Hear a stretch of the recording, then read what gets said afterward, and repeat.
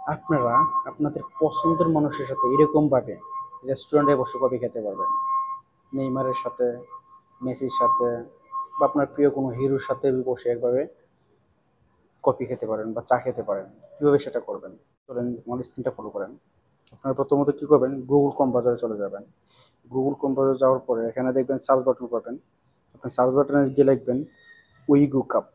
উইগু cup লেখার পরে এখানে দেখেন এই অপশনটা আসছে, এখানে অপশনটা ট্যাপ দিবেন।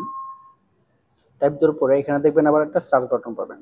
সার্চ বাটনে যাই লিখবেন আপনার G22 লেখা সার্চ দিবেন।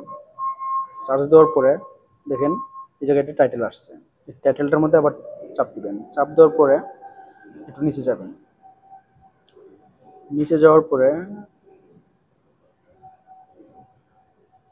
এই জায়গায় দেখেন একটা অপশন আসছে। ইমেজটার মধ্যে আপনারা কি ইমেজটা কি করতে হবে?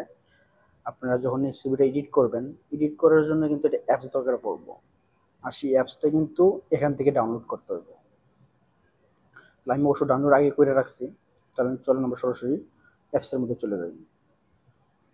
এখানে গিয়া আপনি এখানে একটা আইকন পাবেন। আইকনটার মধ্যে ট্যাপ দিবেন। ট্যাপ দেওয়ার পরে এখানে ফটো লেখা আছে, ফটোতে যাবেন। ফটোতে যাওয়ার পরে আপনি যে ফটোটা আপনি কিনা করতে চান, যার সাথে করতে চান, ধরেন আমি এখান থেকে নেইমারের ফটোটা নিলাম। এখান থেকে ধরেন আমার একটা ফটো নিলাম, দুটো ফটো নিলাম, নিয়ে এখানে অ্যাড বাটন পাবেন। অ্যাড বাটনে ট্যাপ দিবেন। ট্যাপ দেওয়ার পরে এই জায়গায় আপনারা কিছু লেখা দিতে হবে, কারণ তাদেরকে বোঝাতে হবে যে আপনি কি করতে চাইতেছেন। এটা তো অবশ্য বাংলা বুঝে তারা, আপনার বাংলা বলেও হবে।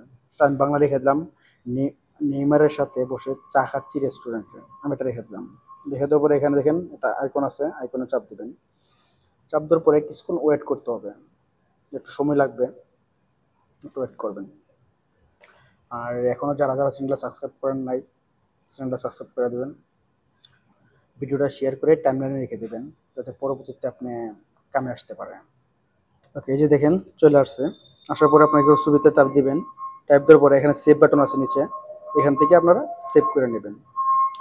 এখানে দেখেন ফেসগুলো কিন্তু অনেক সময় আপনারা মেসিং করেন না, আপনার ফেসটা অনেকটা একটু অন্যরকম হয়ে যায়, অন্যরকম হয়ে যায়। এই কারণে আপনারা কি করতে হবে, আপনারা পরে অবশ্য একটু অ্যাড করে নিতে পারেন।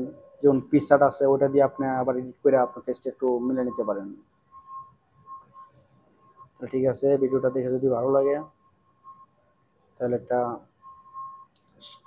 লাইক দিন, শেয়ার দিয়ে পাশে রাখেন।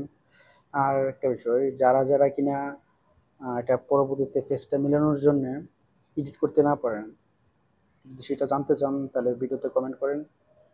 অবশ্যই আমি পরের ভিডিওতে দেখাই দেবো কীভাবে ফেসগুলো অ্যাড করতে হয়। ভালো থাকবেন। আল্লাহ হাফেজ।